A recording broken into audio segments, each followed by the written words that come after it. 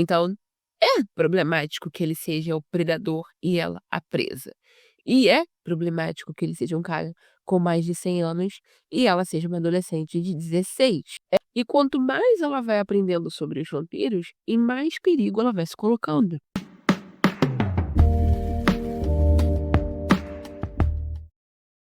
Olá, eu sou a Thais, se essa é a sua primeira vez aqui, seja muito bem-vindo ao meu canal. E se você é um inscrito retornando, seja muito bem-vindo de volta. E hoje a gente vai falar sobre uma das peças de mídia mais polêmicas da década ali de 2000, 2010, porque na mesma medida que Crepúsculo adquiriu uma quantidade absurda de fãs, ele adquiriu também uma quantidade absurda de odiadores, de haters. O que faz sentido pra mim, porque tudo que alcança o nível de fama que Crepúsculo atingiu no seu auge, né, tem que ter algo que apele para um grande número de pessoas, e tudo que apela para um grande número de pessoas, tudo que apela para as massas, desenvolve num também grande grupo repulsa. E desde sempre, uma das maiores críticas que os livros e os filmes, principalmente, recebiam é que eles são ruins, eles são ah, obras para menininhas de 12 anos. Portanto, é bobo, portanto, é estúpido.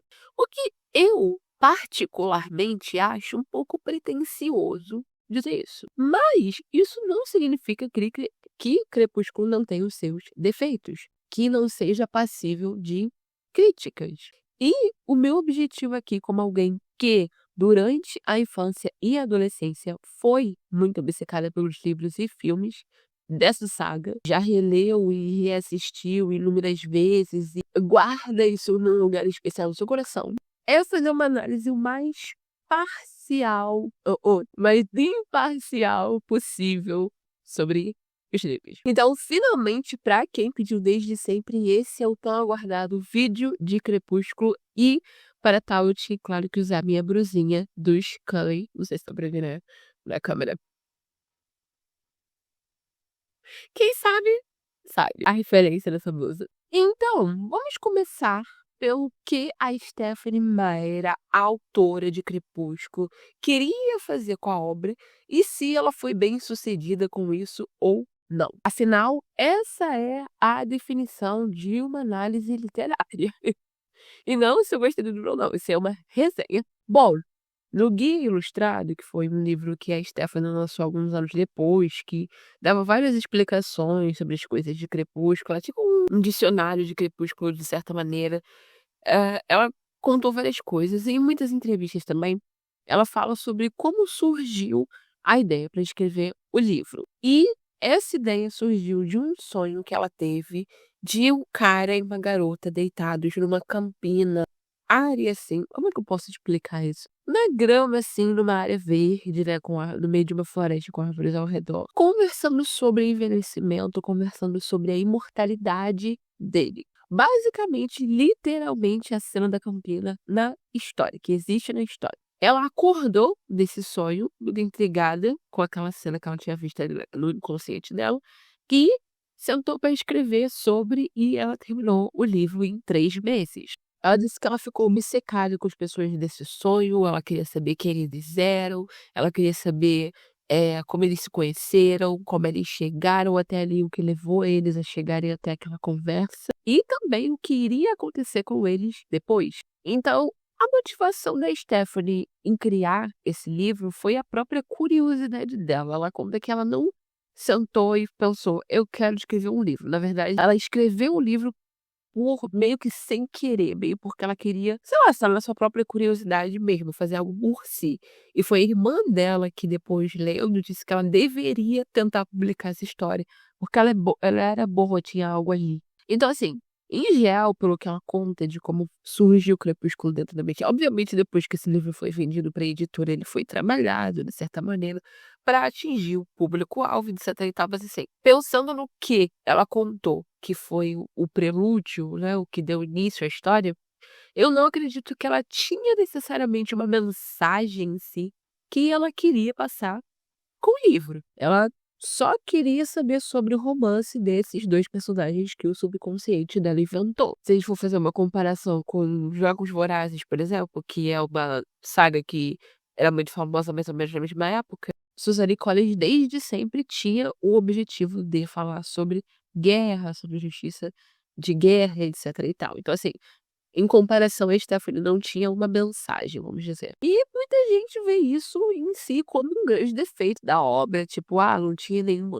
nada, nenhum significado profundo, nenhum ensinamento que ela queria passar por trás dessa obra. Não fazia uma crítica à negra, à nossa sociedade, ou na sociedade da época. Eu, particularmente, não vejo isso necessariamente como uma crítica. Às vezes, as coisas, elas precisam ser só divertidas e bobas, e tá tudo bem, as pessoas têm que aprender a sentar, abraçar um leve, ainda que um leve seja estúpido. Eu acho que o problema tá só quando a gente não quer admitir que o leve é apenas isso, apenas leve.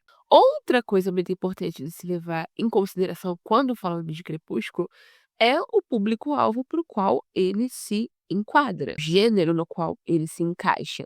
Ele é um livro young adult, um livro para jovens adultos, o que significa que ele era vendido para jovens de 12 a 18 anos. Ou seja, a sua linguagem, a maneira como ele foi não só escrito, mas trabalhado, é para isso. Então, a gente tem que julgá-lo como uma obra para jovens de 12 a 18 anos.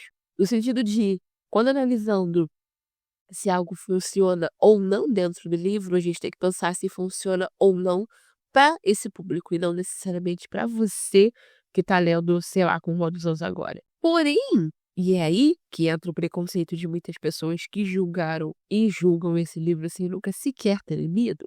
Não é porque ela escreveu sem a intenção de passar uma mensagem e que ele é um livro para adolescentes que não existam temas interessantes que são explorados nesse livro.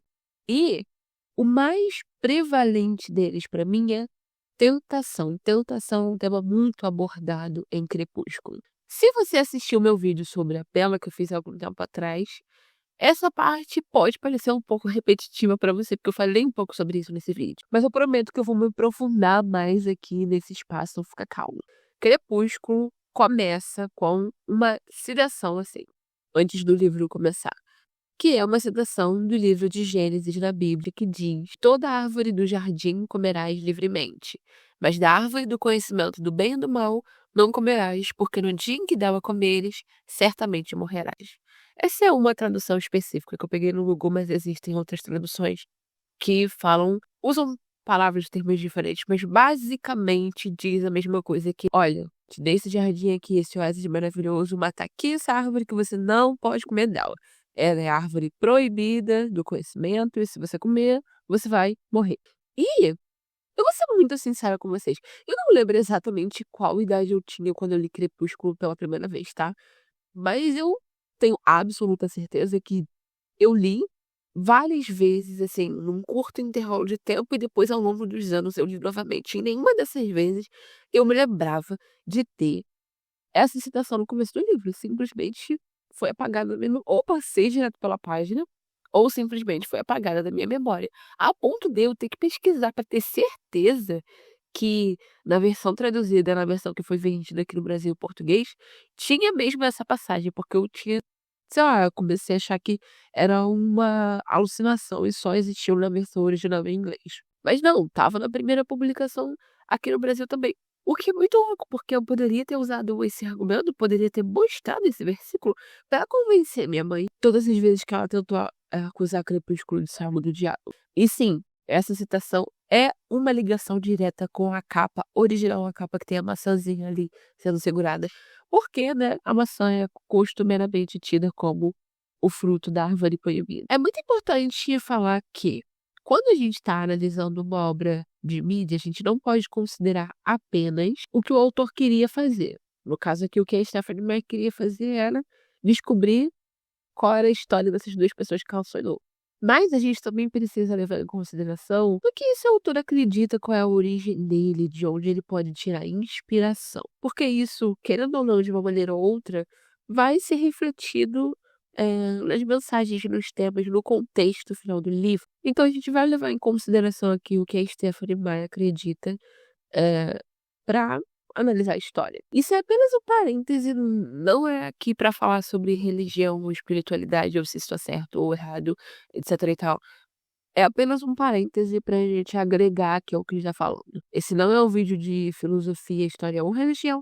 Não utilizem nada do que eu vou falar aqui como base para verdades ou inverdades absolutas, ok? Isso aqui é apenas a minha opinião e percepção como uma pessoa que cresceu, que foi doutrinada na religião evangélica por toda a sua infância e adolescência, e que não é mais praticante dessa religião há anos, beleza? Então beleza. A Stephenie Meyer é mórmon, até onde eu sei ela ainda é praticante dessa religião, que é uma religião que veio do ramo ali do cristianismo ocidental. Ah, o mormonismo é a igreja XYZ, que na verdade eu não sei o que dizer. Não importa, não vamos entrar em detalhes aqui, porque esse não é um vídeo sobre a religião mórmon. Esse é um vídeo apenas sobre Crepúsculo e a gente só precisa fazer um adendo, o qual a Stephenie Meyer é dessa religião e, obviamente, ela conheceu sobre toda essa história e sobre a Bíblia quando nessa religião. Apenas isso. Não é uma aula, acalmem os seus dedos nervosos. Não estou aqui dizendo que falarei todos os termos corretos. Então vamos lá. Gênesis, que é o livro qual tem a citação no começo de Crepúsculo, ele é o primeiro livro da Bíblia. E ele serve ele como base, como a estruturação, não só da ideia de mundo, né, para as pessoas que acreditam na Bíblia, como também como base e estruturação de inúmeras religiões que a gente conhece hoje. Para muito além do cristianismo, que é ou catolicismo ou cristianismo evangélico, que são mais comuns aqui no Brasil. A Bíblia ela serviu como base para inúmeras outras religiões que não são tão praticadas aqui, que a gente não tem tanto convívio aqui também. E em Gênesis, dentre inúmeras outras coisas, a gente tem a história de como Deus criou a humanidade, ele criou Adão, ele criou Eva, da costela de Adão. Depois ele colocou eles no Jardim do Éden, que era esse oásis, esse lugar maravilhoso, tudo perfeito. E dentro do Jardim do Éden havia apenas uma única e exclusiva árvore, a qual eles não poderiam comer. Eles poderiam fazer o que eles quisessem com todas as outras plantas ali, menos essa específica árvore. O que, pra mim, na minha cabeça, é um perigo por si só, é quase querer que a pessoa cometa esse erro, porque você botar o negócio ali no meio, quem não comeria o fruto, mas enfim. A árvore, ela é costumeiramente retratada como uma maçã, embora há discussões de que não era uma maçã, etc e tal, não importa. Hoje a gente vai estar usando ela como uma maçã, porque é o que é mais comum de se falar. Então, na história, a serpente, que é uma alegoria para o diabo, teria, né, induzido a Eva, falado para ela, vai lá comer a maçã, que eu também descobri vários negócios maneiros. A árvore, como boa fofoqueira, foi lá, comeu a maçã, descobriu várias coisas. Falou a mesma coisa pro Adão, o Adão foi lá comer uma maçã, descobriu várias coisas. E aí, de repente, Deus chega pra conversar com eles lá no jardim, como ele ia toda tarde, e fala: "Por que vocês estão escondidos aí atrás dessas árvores?" E eles falam: "Não, porque a gente tá vergonha, porque a gente tá pelado, né?" Porque, ato importante, eles viviam peladões, como Deus fez lá no Jardim do Éden, porque eles não tinham consciência da nudez, sabe? Porque eles não tinham consciência de meio que nada, vamos dizer assim, do que a gente hoje como etiqueta social considera algo certo ou errado, não existia isso naquela época. Então hoje não tinha um porquê se vestir, porque não tinha porquê sentir vergonha de estar nu. E aí Deus fala: "Mas quem falou pra vocês que vocês estão pelados? Como é que vocês sabem que vocês estão pelados? Nunca falei pra vocês que vocês estavam pelados, ninguém nunca mostrou pra vocês o conceito de roupa, nem foi inventado ainda." E aí foi que ele falou: "Ah, não, porque a gente comeu agora maçã, eu vou comer, eu pedi comer." Então, aí ele diz: "Ah, meu Deus, somos nus, que vergonha." E enfim, aí Deus vai falar: "Ah, vocês descumpriram minha regrinha, então rala." E expulsou eles do jardim do Éden, amaldiçoou o homem a viver do fruto do trabalho físico dele, ter que tirar o proveito dele da terra, e a mulher a ter dores de parto, blá-blá-blá. E aí beleza, tudo isso aconteceu, anos se passaram, as religiões foram criadas e o quê?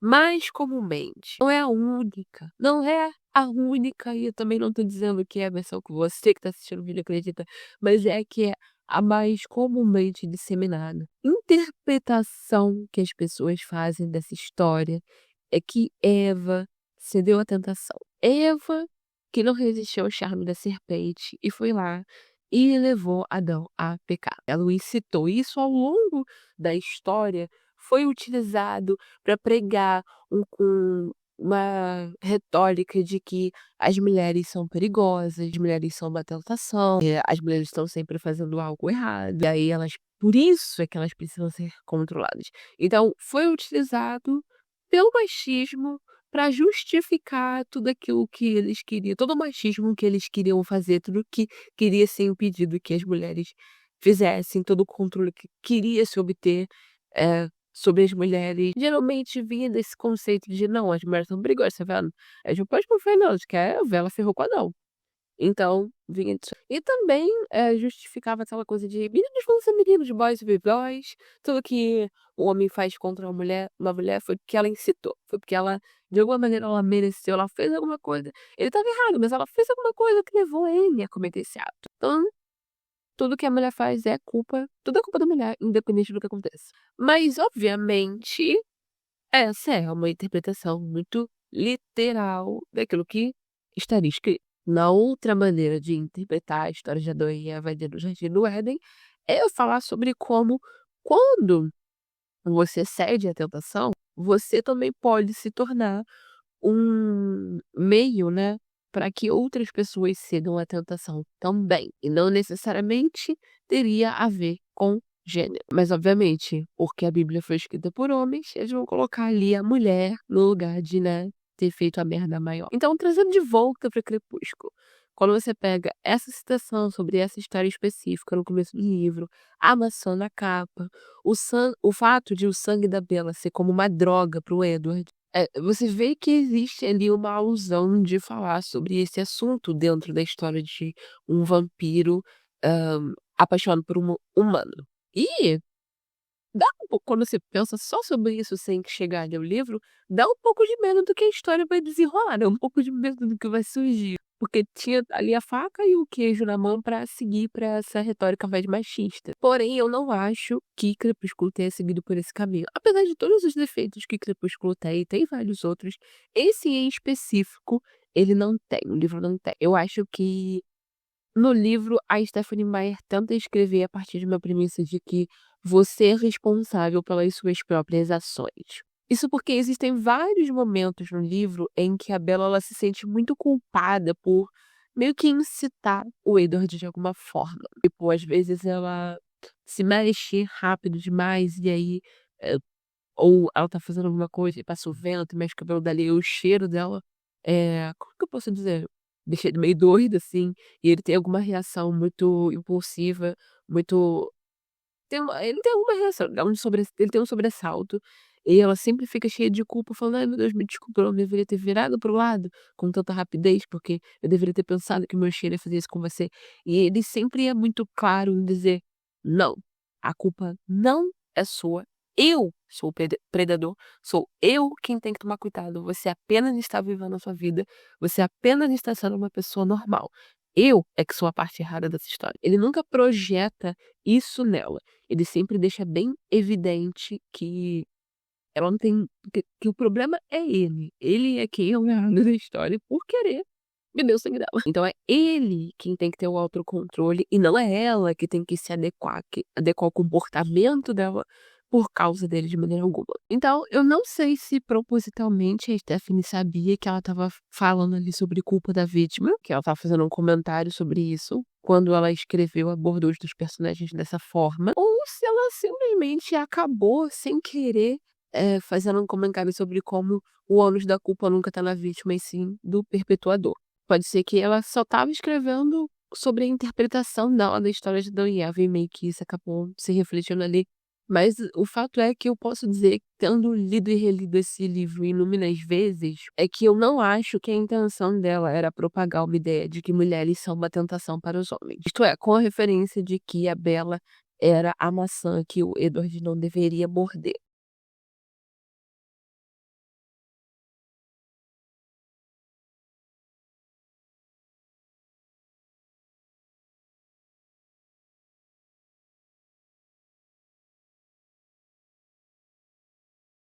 Acho que o objetivo dela era falar mesmo sobre tentação, sobre ter, o controle das suas ações Mas uma outra alegoria interessante que eu mencionei também no vídeo sobre a Bella é que o mundo dos vampiros, em teoria, é a árvore do conhecimento da Bella também, assim como ela é a tentação assim como ela é a maçã, a tentação para o Edward, o mundo dele, ele meio que é a tentação para ela de volta. Porque uma vez que ela descobre sobre o mundo dos vampiros, uma vez que ela, né, ele conta tudo e já não tem mais nenhum segredo, a vida dela nunca mais volta a ser a mesma. E quanto mais ela vai aprendendo sobre os vampiros, em mais perigo ela vai se colocando. Inclusive, quando os Volturi descobrem sobre ela, eles impõem para os Cullen que ou eles têm que transformar ela em vampira, ou eles têm que matá-la, porque um humano não pode ter toda essa informação sobre o humano deles.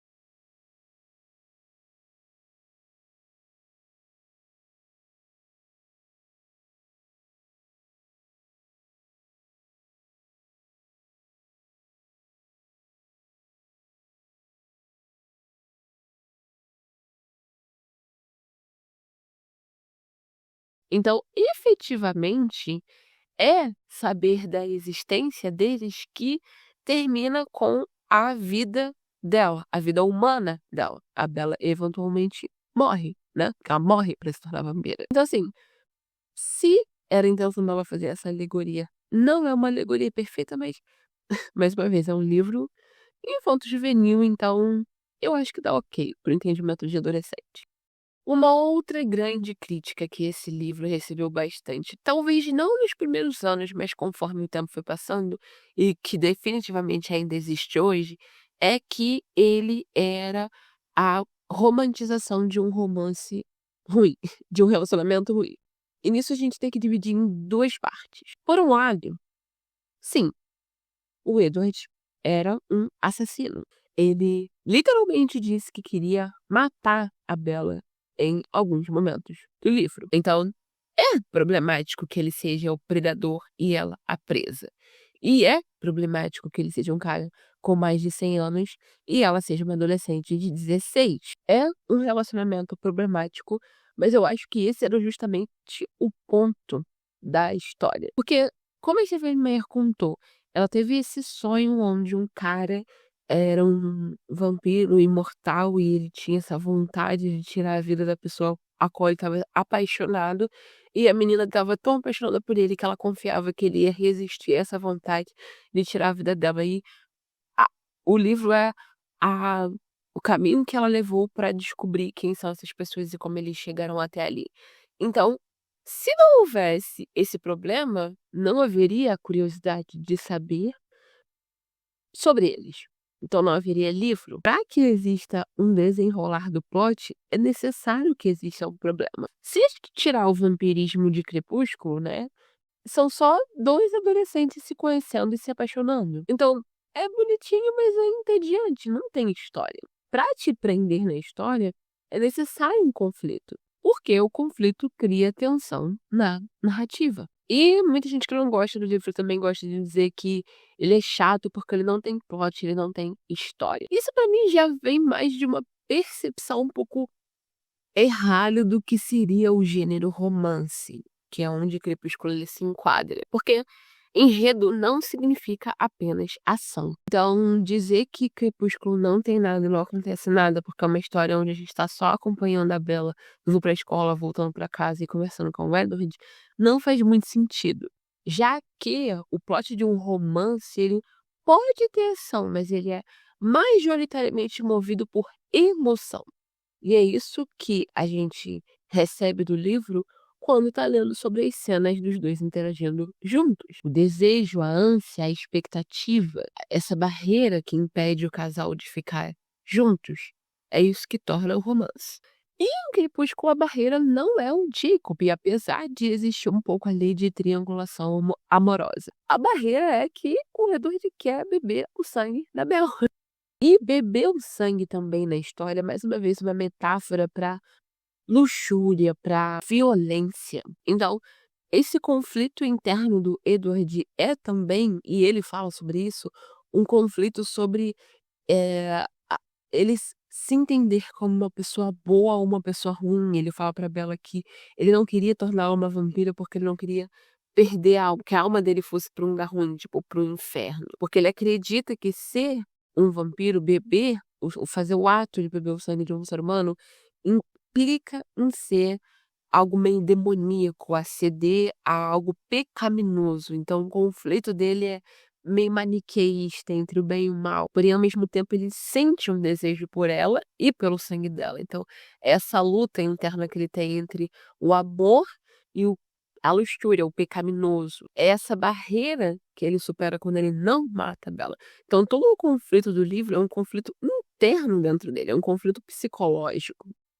E é por isso que não é um livro de muita ação. Por outro lado, do ponto ruim do romance deles, a gente tem um comportamento do Edward, principalmente no começo do relacionamento deles. Para isso, vamos falar especificamente do Edward. Ele é um vampiro de mais de 100 anos, matriculado no ensino médio. E isso é absurdo, tá? Isso é uma coisa absurda de se colocar na história e não tem muito o que contrapor com relação a isso. Eu sei que ela justifica dizendo que eles falam que quanto mais novos eles se mostrarem, né, disserem que são, quando eles chegam num lugar mais tempo, eles conseguem passar nesse lugar.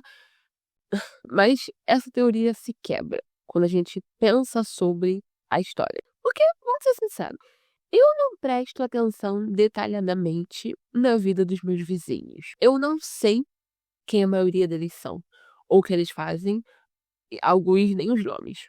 E isso é porque eu não moro numa cidade pequena do interior. Se os Cullens se mudassem para uma metrópole, dificilmente as pessoas iam prestar tanta atenção na vida deles. Dificilmente as pessoas iam ficar notando o fato deles não envelhecerem. No máximo, os colegas de trabalho do Carlyle iam notar que ele parece jovem para a idade. Isto é, se ele colocasse uma idade muito lá para trás, ele poderia colocar uma idade mais para baixo, tipo, da idade que ele tinha mesmo quando ele se tornou vampiro.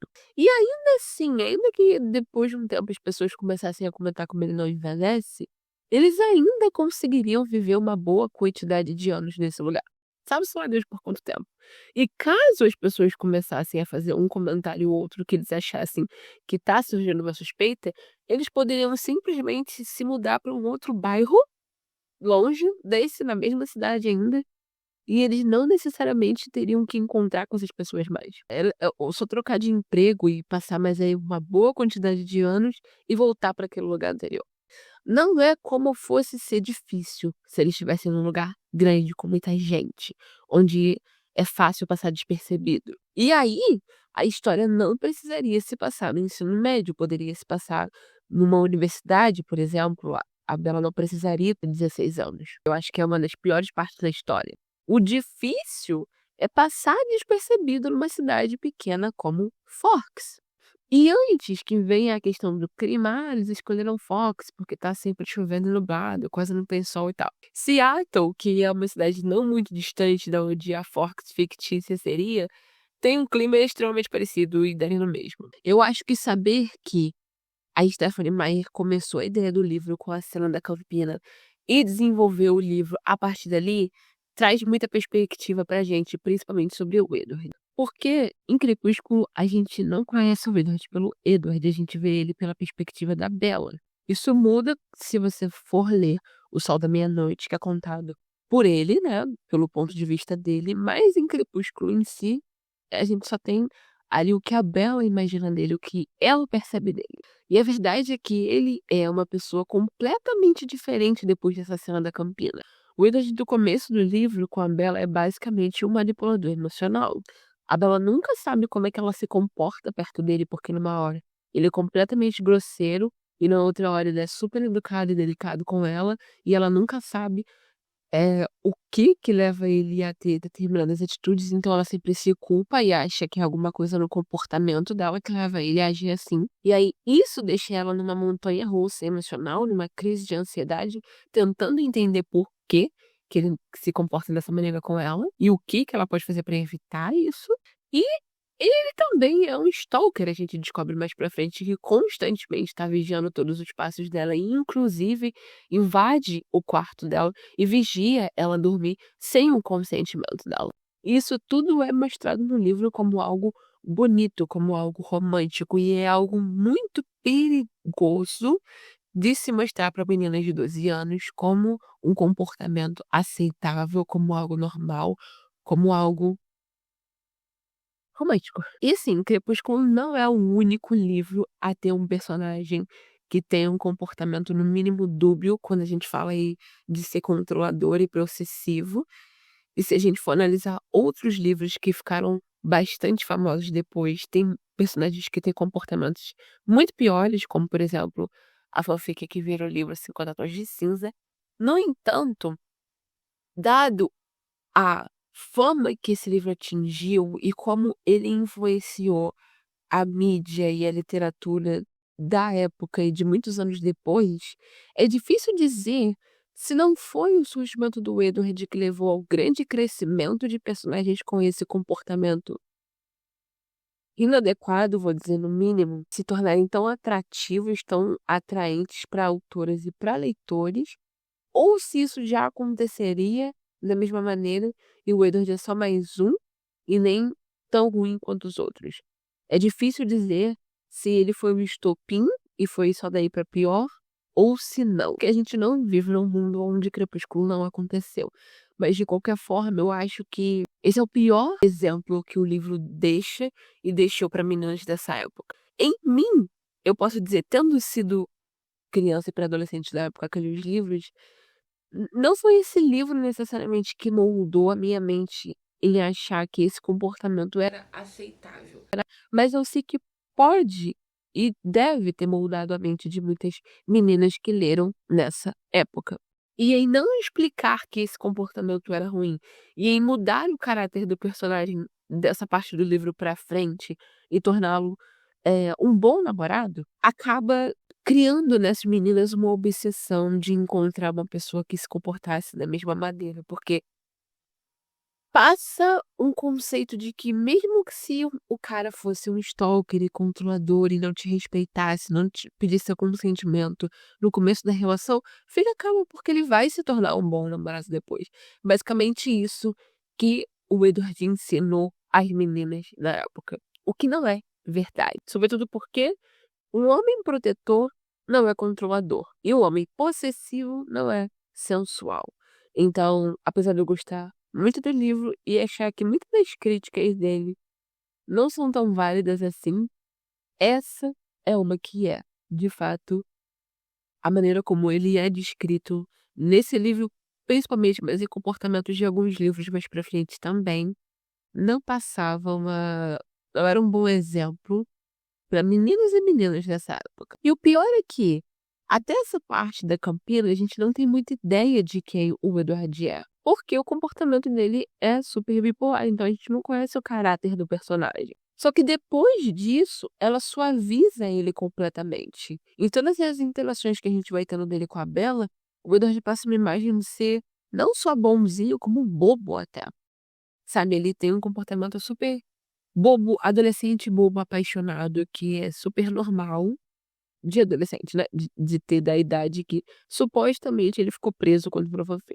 Ele age exatamente como um menino bobo apaixonado por uma outra adolescente, tipo, na cena em que eles chegam junto na escola, depois deles já estarem namorando e todo mundo fica encarando eles, e ele fica super se sentindo com essa atenção que ele chama de todo mundo, e porque ele tá conseguindo ler os pensamentos das pessoas e sabe o que eles estão dizendo, e ele passa na escola com ela, tipo, exibindo ela. Isso é um comportamento característico de um menino adolescente apaixonado e tal. Faz quase a gente esquecer que, na verdade, tem 100 anos de idade.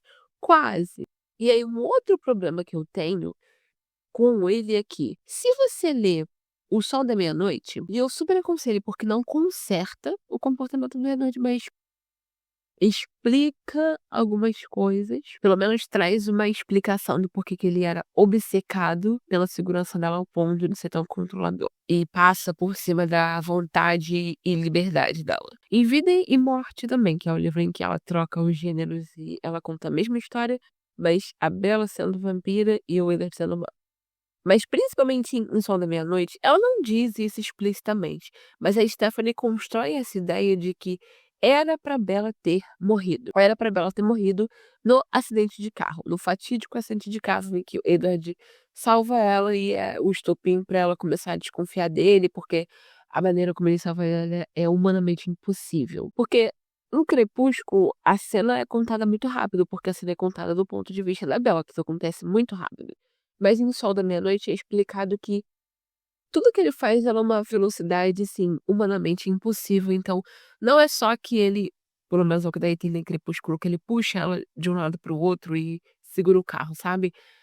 Em Sol da Meia-Noite ele tá puxando ela para um lado e para o outro, empurrando o carro daqui. E ele fala que é como se o carro estivesse sendo atraído para ela, como se ela fosse um imã para o carro. Parece que o carro quer bater no corpo dela, quer matá-la. Era para esse acidente ser extremamente fatal. Era pra Bella ter morrido ali. Tipo, o destino queria que a Bella morresse. E aí, no que ele a salva, é como se ele tivesse alterado o curso das coisas. E é por isso que a Bella tá sempre atraindo o perigo sempre pra onde ela vai. Por isso que a morte meio que tá sempre cercando a Bella. E é isso que o torna tão obcecado pela segurança dela e tão controlador. Mais uma vez, eu acho que isso foi uma tentativa, talvez, de consertar um comportamento dele que é super criticado nos outros livros e que eu não acho que justifica o comportamento que ele tem, mas que talvez, se tivesse havido pelo menos uma cena em que o Edward e a Bella tivessem essa conversa nos livros originais, ficaria um pouco menos pior, sabe? Ainda deveria existir um momento dele ter a conclusão de que não é porque ele tinha esse medo irracional de que a morte estava atrás dela, que ele deveria passar por cima das vontades dela. Ainda deveria ver isso, mas ficaria um pouco melhor. Pelo menos existiria ali um arco de redenção, uma salvação para toda essa atitude ruim que ele tem. Eu não poderia também fazer um vídeo sobre o Crepúsculo sem falar do personagem do Charlie, até mesmo porque acho que vocês nunca me perdoariam. Eu acho ele um ótimo pai literário, sobretudo porque eu acho muito realista a maneira como a Stephanie criou o Charlie dentro da história.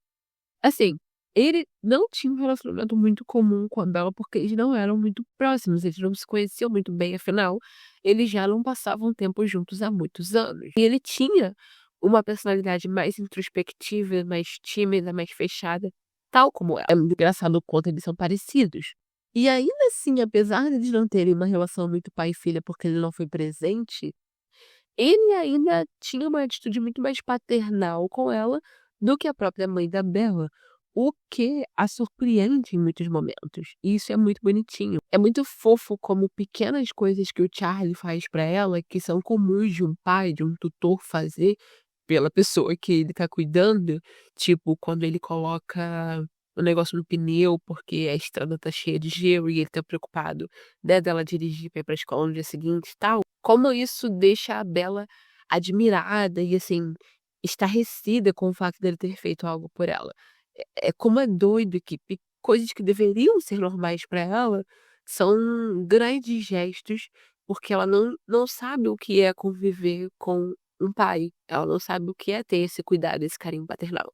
E o descobrir dela com isso e a maneira como eles vão construindo o relacionamento deles, além de ser bastante realista, é muito bonitinho de ver. Eu queria que tivessem mais cenas do Charlie com a Bella no livro, porque são um dos meus momentos preferidos, os dois interagindo juntos. Ele, de fato, é uma boa representação do que é cuidado e do que é proteção. Porque o Charlie estava constantemente preocupado com o bem-estar da Bella. Ele também achava que ela parecia atrair perigo, ela parecia estar sempre se machucando e tal. Ele queria que ela estivesse segura, mas ele não tenta passar por cima das vontades dela.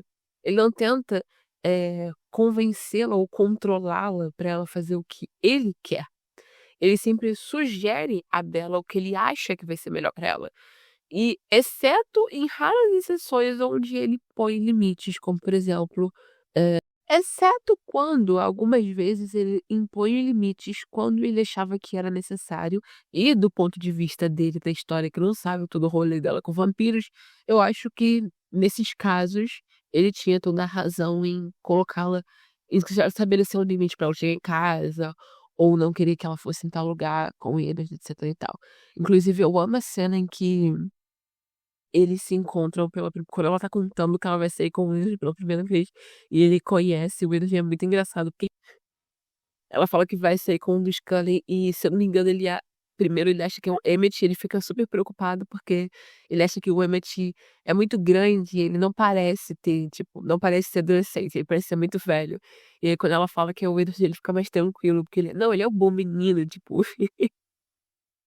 ele se sente seguro em deixar ela sair com ele. É muito fofinho. Eu tampouco poderia fazer o vídeo sobre Crepúsculo e abordar o que eu acho que é o pior defeito da trama, que é a maneira como a Stephanie fala do povo indígena.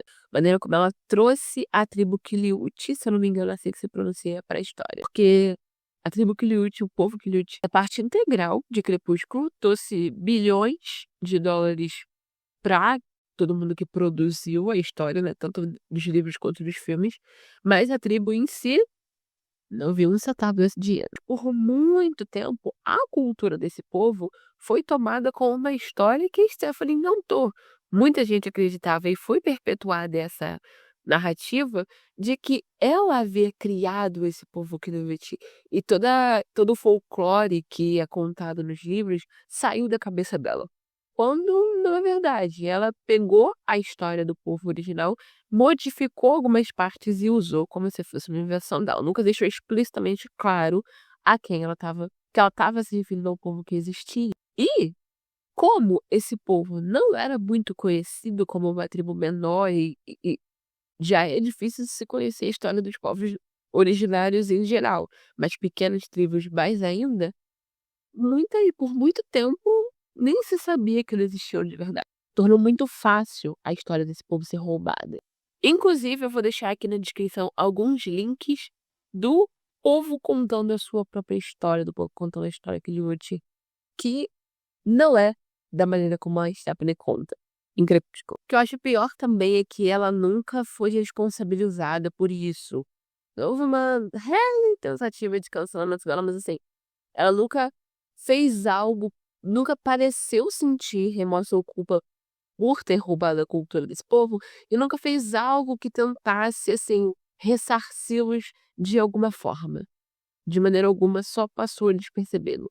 Então, isso é algo que não tem como a gente deixar de apontar. E é muito importante lembrar que tá tudo bem você olhar para uma obra que você gosta e enxergar os aspectos problemáticos que ela tem. A gente pode e deve olhar para Crepúsculo e ver que isso foi um erro muito grave que a Stephanie cometeu.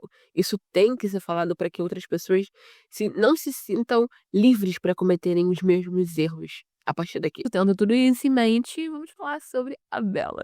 Dá pra ouvir o ronco dela, não? O ronco dela tá muito alto. Eu sempre vi as pessoas falando sobre como a Bella é uma personagem sem sal, sem graça.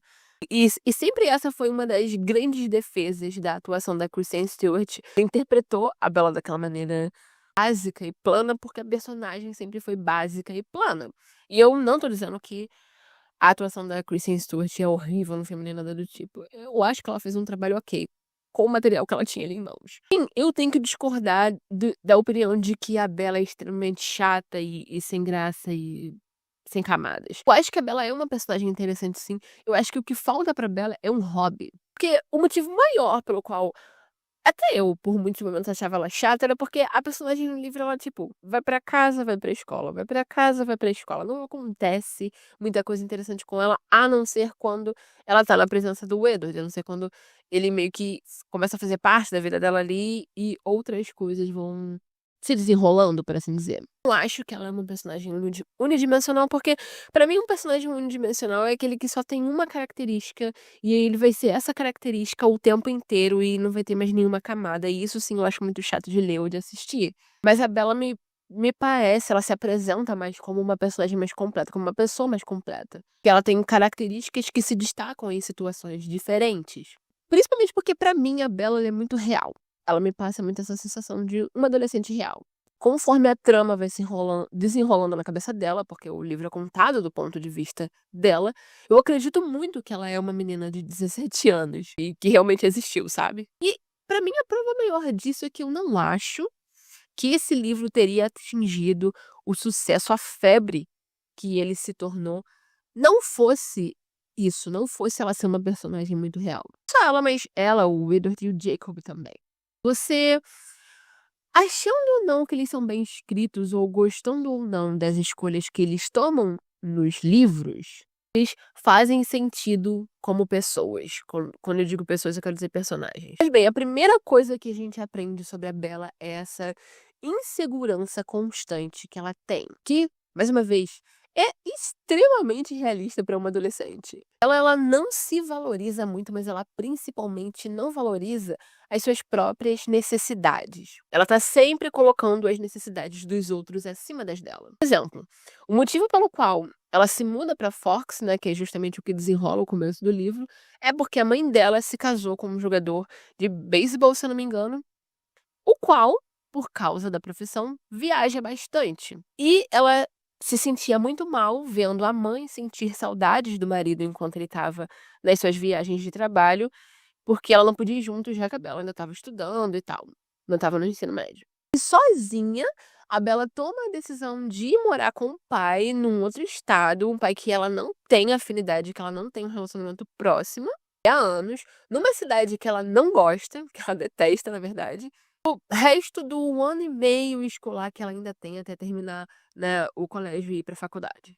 Isso é algo que ela decide sozinha. É importante lembrar que a mãe dela nunca pede ela pra fazer nada disso. E também nunca reclamou que a Bella fosse um fardo ou como ela ficava triste de não poder ir nas viagens junto com o marido por ter que passar esse tempo com a filha. Nada disso é mencionado no livro. Bella é quem toma a decisão de fazer esse sacrifício e ficar miserável por um tempo para que, em detrimento, a sua mãe ficasse feliz no agora. Ela também é muito consciente de como ela é percebida pelas pessoas, o que eu também acho que é um traço muito realista para uma adolescente. Quando você é adolescente, você se importa muito com o que as pessoas pensam de você e, por conta disso, você está o tempo inteiro prestando atenção em como as pessoas te percebem. Durante todo o tempo na escola, a Bella sempre tá preocupada com o que os colegas de classe dela vão pensar dela. O que, honestamente, torna a reação dela, quando acontece aquele primeiro encontro entre ela e o Edward, muito, muito, muito razoável. Porque na primeira interação deles, o Edward tá olhando pra ela com um olhar de desgosto, de desprezo, e ele literalmente sai correndo da sala quando a aula termina. Fica até preocupada de estar fedendo, porque ele ficava fazendo caretas como se estivesse sentindo um cheiro ruim. Na verdade é porque ele estava sentindo um cheiro bom. E é claro que a Bella, sendo essa pessoa, ficaria completamente obcecada por isso. Porque ela se importa muito com o que as pessoas pensam dela e ela é obcecada em agradar todo mundo. Então faz total sentido que, ao ter essa interação com alguém, ela ia não só querer descobrir o máximo sobre aquilo para tentar consertar o que aconteceu, como se sentir culpada. E o que é legal e mostra mais uma camada da Bella aí, é que quando ela se preocupar com o que as pessoas falam dela, ela também sentiu raiva por essa situação. Porque ela não achava que ela merecia a atitude dele. Uma outra personagem que fosse autoconfiante simplesmente deixaria essa interação passar, porque não ia se importar se um cara, sei lá, não reagiu bem a ela. Claro que a Bella não. Ela fica ruminando sobre isso o fim de semana inteiro e quando ele não aparece na escola na segunda-feira, ela tá 100% certa de que a culpa é dela, de que tem alguma coisa a ver com ela. Isso faz. E assim, no final na história a gente descobre que tinha a ver com ela, mas mesmo que não tivesse, faz muito sentido que ela ficasse desesperada em saber o porquê e se colocasse como culpada da situação. Pela maneira como o caráter dela foi construído. Você acredita bem que essa Bella que a gente conheceu até aqui se motivaria a ficar obcecada pelo Edward nessa situação. Pra piorar, quando ele aparece na escola de novo, ele é super educado e gentil com ela, que deixa ela, como deixaria qualquer pessoa, muito confusa. Mas o que eu acho muito interessante, e mais uma vez, mostra outra camada da Bella, que não é básica e plana, é que apesar dela não ter uma personalidade, assim, muito enfática, ela meio que se deixa levar pela maré, ser empurrada pela vontade das outras pessoas, ela também é firme quando necessário. Geralmente isso acontece quando a vida dela tá em risco de alguma forma. Quando a segurança dela tá em risco, ela acaba advogando por si mesma. Por exemplo, quando ela é ameaçada por aqueles caras em Port Angeles, a reação dela é enfrentá-los e não correr. E o próprio Edward depois argumenta com ela que aquilo foi meio estúpido, ela deveria ter gritado e corrido e tal. E ele achou até que ela estava em choque ou que ela tinha ficado congelada de medo. E é aí que a ficha dela cai pensando: "É, né, eu deveria ter corrido". E a gente vê de novo na história que é justamente quando a segurança dela é ameaçada que a confiança dela surge. Por isso, faz muito sentido que apesar do Edward ser essa ameaça constante, dizer o tempo todo que ela tá em perigo perto dele, que ele poderia matá-la, literalmente sente o desejo de beber o sangue dela, ela se sente confortável perto dele. Ela se sente tranquila perto dele. É justamente porque ele representa esse perigo que ao lado dele ela tem confiança de ser ela mesma. Porém, um outro fato que eu acho importante de ser levado em consideração é que a Bella estava passando pelo momento provável mais difícil da vida dela ali. Sair da casa da mãe, se mudar para a casa do pai, deixar ali a mãe na cidade onde ela conhecia, foi criada, onde ela se sentia super confortável. Fala várias vezes que a mãe era alguém que ela considerava a melhor amiga dela. E ir viver com o pai que ela não tinha contato, que ela não conhecia. É uma mudança muito drástica e todas as decisões que uma pessoa toma em momentos de mudanças, assim, tão dramáticas na vida, elas acabam sendo decisões perigosas. Quando tudo ao seu redor tá mudando, você acaba meio que perdendo o seu senso de identidade. E com a mãe, a Bella tinha um papel muito claro, ela era a filha parentificada. Era ela quem se sentia responsável por cuidar da mãe, ao invés do contrário. Ela diz no livro que alguém ali, uma das duas, tinha que ser o adulto da casa. É muito confuso para ela quando ela vai morar com o pai e ela percebe que ela não é necessária da mesma maneira que ela era para a mãe. Arlie é um cara autossuficiente, ele vivia sozinho. Ele tinha uma atitude dele querer cuidar dela, sabe? Eu sou o pai, eu vou fazer o papel de protetor. Então ela se sente muito fora de lugar, ela se sente um peixe fora d'água e ela não sabe como viver nessa situação. Tanto que a primeira reação dela quando ela se encontra com o Charlie, eles estão naquele restaurante almoçando, e ela poderia ficar responsável por cozinhar para ele, mesmo ele falando: "Você não precisa". É isso que ela faz ao longo do livro todo, ela cozinha todos os dias para ele, mesmo quando ela não vai jantar em casa, quando ela não vai comer comida. Essa é a maneira dela de encontrar ali algum senso de normalidade, já que ela não precisa mais fazer o papel de adulto, de cuidador da casa. Porém, o mais importante de tudo sobre a Bella é que meninas de 12 anos se identificaram com ela profundamente. Muito relacionável, é muito fácil se colocar no lugar dela enquanto você está lendo o livro. Entender as reações dela por você, quando na época uma menina de 12 anos talvez, ter vivido situações muito parecidas. E é meio que o consenso geral das pessoas que gostaram tanto de Crepúsculo naquela época. Relendo como adulta, eu consigo com muita facilidade me colocar de volta naquela mente adolescente, entender a Bella porque em muitas situações eu me sentia da mesma forma. A Bella representa um obstáculo muito comum ali na adolescência, que é não reconhecer, não enxergar o seu valor. Segurança que vem com isso e achar que as suas necessidades não são tão importantes como as dos outros. Em geral, levando tudo isso em consideração, eu acho que ela é muito bem escrita até. A personagem faz sentido, ela é coesa. Então é isso, eu espero que você tenha gostado desse vídeo. E se você gostou, não se esquece de deixar um like, compartilhar esse vídeo com os seus amigos e comentar aqui embaixo o que você achou desse vídeo, quais outros personagens, ou filmes, ou livros, ou séries você gostaria que eu trouxesse aqui, principalmente porque no final de todo vídeo, um comentário é escolhido para eu falar sobre a e o comentário escolhido de hoje é o da MacaVLCNT, que comentou no vídeo sobre o Ted Mosby. Desde o início, todo mundo daquele grupo deles é maluco, mas talvez muitos só tenham percebido quando o Kevin, ex-psicólogo da Robin, falou alguns dos vários problemas que aqueles 5 têm.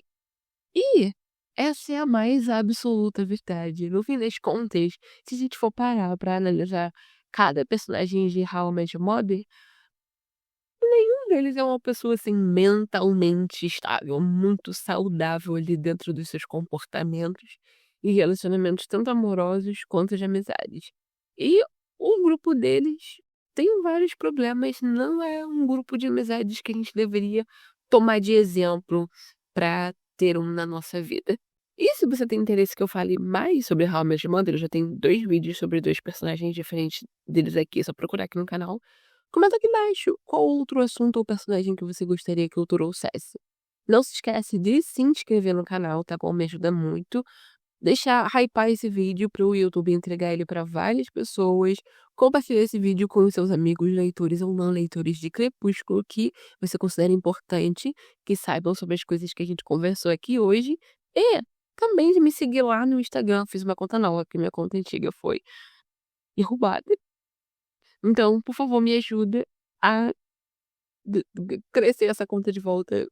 Peço aqui, humildemente, vai me seguir @asueltai, e lá eu falo sobre sites que eu tô lendo no momento, falo sobre livros e dou alguns spoilers sobre o que serão os próximos vídeos. Ah, também trago, notícias quase que diárias sobre Eleanor, que vocês têm sentido muita falta desde que eu troquei o ângulo aqui da gravação do vídeo. Então é isso, um beijo e até o próximo vídeo.